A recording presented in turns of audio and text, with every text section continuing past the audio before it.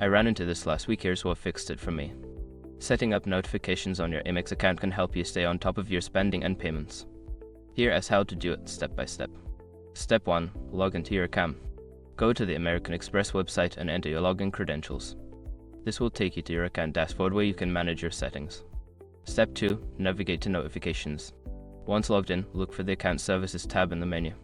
Click on it and then select Notifications from the drop-down options. Step 3. Choose your notification preferences. You will see various notification types such as transaction alerts, payment reminders, and promotional offers.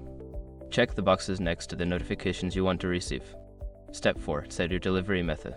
Decide how you want to receive your notifications via email, SMS, or both.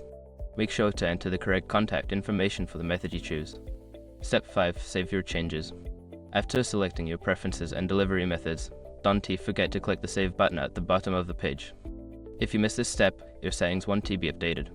Now you're all set to receive notifications that keep you informed about your account. It's a great way to manage your finances more effectively.